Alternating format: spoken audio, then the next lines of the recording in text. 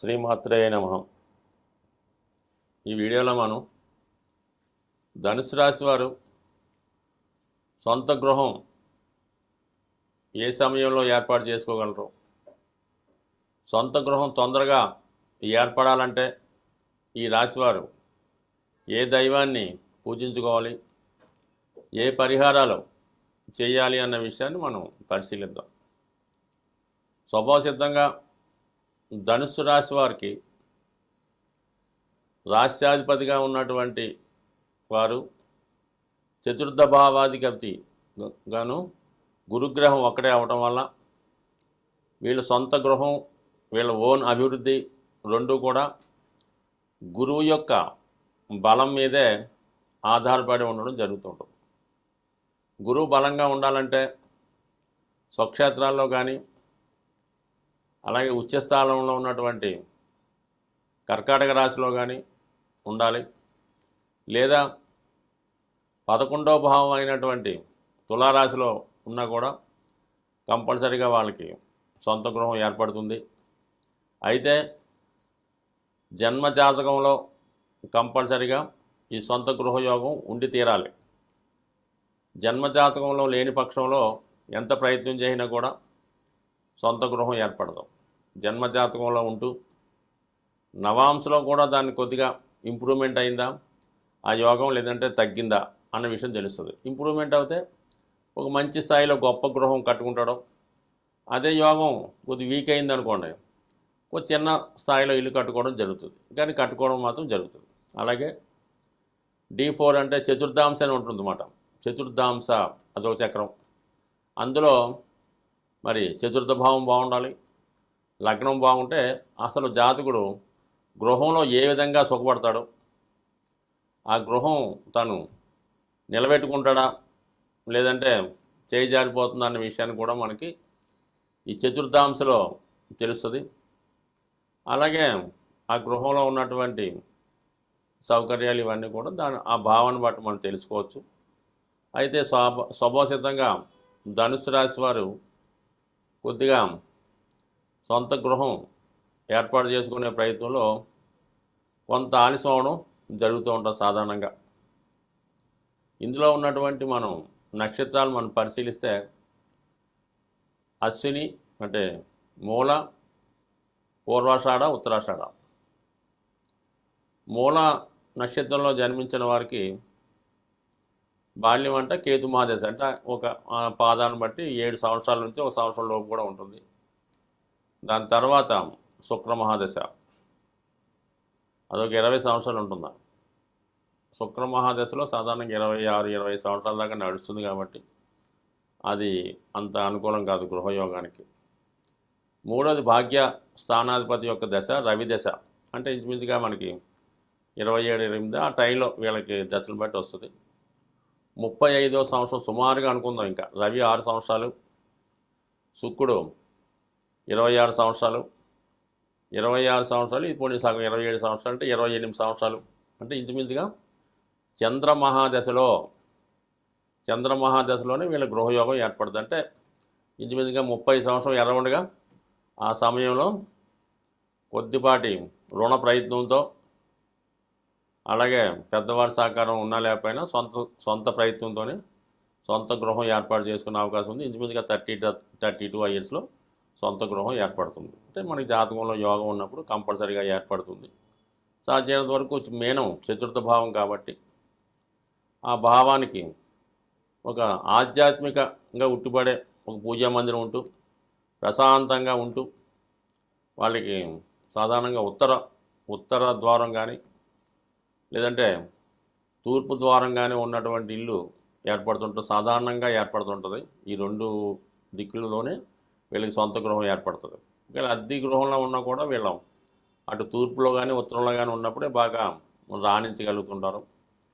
దాని తర్వాత ఏంటంటే ఇక్కడ చతుర్థ భావంలో చంద్రుడు ఉంటే, అంటే ఇక్కడ లగ్నం ధనుసు లగ్నమై అష్టమాధిపతి అయినటువంటి చంద్రుడు చతుర్థ భావంలో ఉంటే ఎట్టి పరిస్థితుల్లో కూడా వాళ్ళ సొంత ఊళ్ళో, వాళ్ళు ఉన్న ప్రాంతంలో, వాళ్ళు పుట్టిన ప్రాంతంలో, చదువుకున్న ప్రాంతంలో ఎట్టి పరిస్థితుల్లో గృహ నిర్మాణం జరగదు.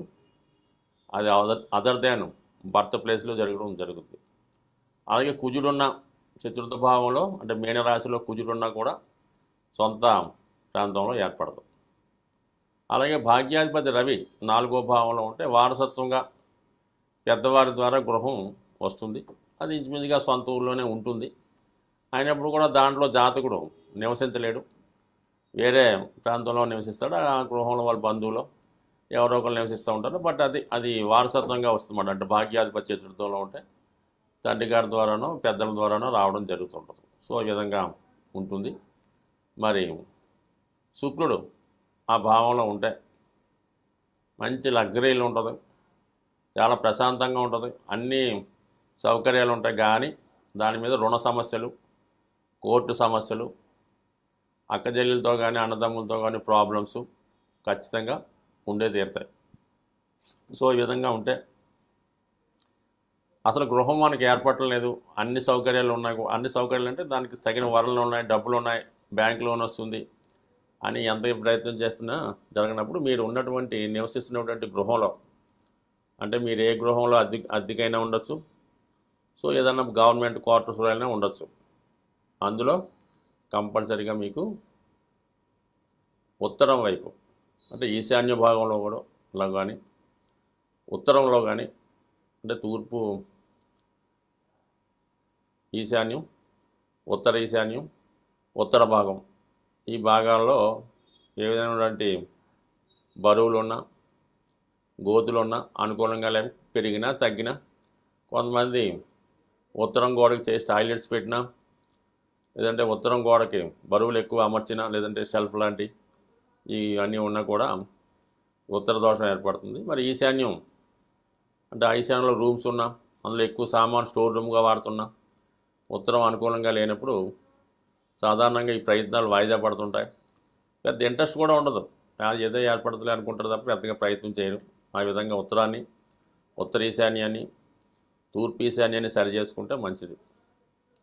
సో అలాగే మరి చతుర్థ భావానికి సంబంధించినటువంటి గ్రహం గురుగ్రహం కాబట్టి దక్షిణామూర్తి కానీ షిరిడి సాయిబాబా వారిని కానీ మరీ ముఖ్యంగా దత్తాత్రేయుని పూజించుకోవడం, దత్తాత్రేయుని యొక్క ఫోటో కానీ విగ్రహం కానీ పాలరాయి విగ్రహం ముఖ్యంగా మార్బుల్ స్టోన్తో చేసిన దత్తాత్రేయుడి విగ్రహాన్ని తీసుకొని అది పూజా మందిరంలో పెట్టుకొని వీలైతే గురువారం శుభ్రంగా మంచి పాలు ఆవు పాలతో అభిషేకం చేయడం, మళ్ళీ దాని తర్వాత మంచినీళ్ళతో అభిషేకం చేసి ఇలా మీరే సొంతంగా చేసుకోవచ్చు. అలాగా ఆవు పాలతో అభిషేకం చేయడం వల్ల గురువారం చేయడం వల్ల అలాగే మరి ఏదో మీకు తోచినటువంటి నైవేద్యం ఎస్పెషల్లీగా పాలకోవా నైవేద్యంగా పెట్టి మరి మీ కుటుంబ సభ్యులు తీసుకోవడం వల్ల తొందరగా గృహయోగం ఏర్పడుతుంది. అలాగే మీ సంతానం యొక్క అభివృద్ధి కూడా చాలా అనుకూలంగా ఉండడం జరుగుతూ ఉంటుంది. సో అలాగే విద్యా సంబంధించిన విషయాలు కూడా అనుకూలంగా ఉంటాయి.